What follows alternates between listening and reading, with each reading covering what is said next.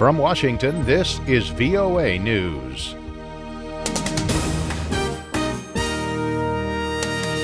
I'm David Byrd reporting. U.S. President Barack Obama plans a speech Sunday night to tell the American people what the government is doing to fight terrorism. The White House says Obama will also update the country on the investigation into Wednesday's massacre in California, carried out by two apparent followers of Islamic State.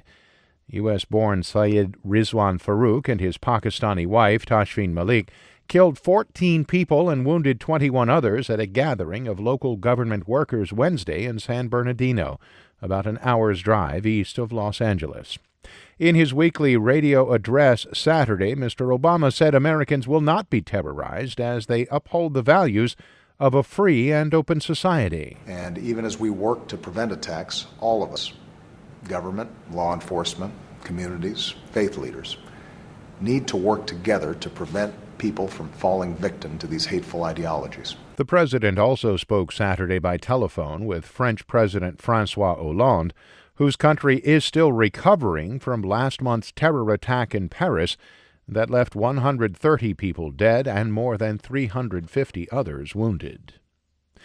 Chadian officials say at least 27 people were killed Saturday when 3 suicide bombers attacked a market. The attack took place on an island along Lake Chad's western coast, where a weekly market was in progress. The attackers were not identified, but authorities noted the militant group Boko Haram has carried out recent bomb attacks in the area. For more on these stories, please log on to our website, voanews.com. This is VOA News. British police say they are investigating a stabbing rampage in a London subway Saturday as an act of terrorism.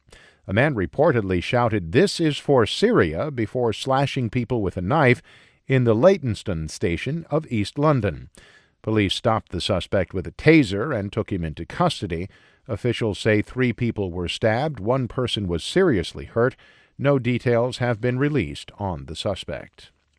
Afghanistan's Taliban has released a voice message Saturday, which it said was from its supreme leader, Mullah Akhtar Mansour.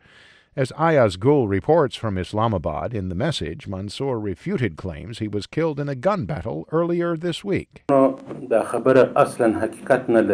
Addressing his followers in Pashto, one of the 2 languages spoken in Afghanistan, he repeatedly asserted that reports of his death in a shootout were unfounded. Mansour said no such incident ever took place and he is safe and healthy. He went on to say that the rumors are part of the enemy propaganda war to create an impression there are rifts in the Taliban leadership and they have turned into deadly infighting. The Afghan government announced Wednesday that Mansour was seriously wounded when gunfire broke out during a meeting of Taliban commanders in neighboring Pakistan. Some officials in Kabul claimed later that the Taliban chief had died of the injuries he suffered in Kuchlak, a small town near the southwestern Pakistani city of Quetta. Ayaz Gul for VOA News, Islamabad. U.S. Secretary of State John Kerry says the next round of talks on Syria's political future will be in New York later this month. Speaking at the Brookings Institution here in Washington Saturday, Kerry said the goal is to facilitate a transition that all parties have said that they support. A Syria which will choose its own leadership in the future by an election that they have all agreed will be supervised by the United Nations under the highest standards of international law and of elections with fair, full transparency and accountability in order for even the diaspora to be able to vote for future leadership. The Secretary of State said resolving political concerns related to the Syrian conflict will help facilitate the fight against Islamic State, which controls large swaths of Syria and Iraq. At the previous round of Syria talks in Vienna last month, representatives of world powers, including the U.S., Iran, Russia, and the UN, laid out a broad plan for a political transition in Syria. The world powers also voiced support for establishing a credible, inclusive government in Syria within 6 months and free and fair elections within 18 months. For more, please visit our website. I'm David Byrd in Washington. That's the latest world news from VOA.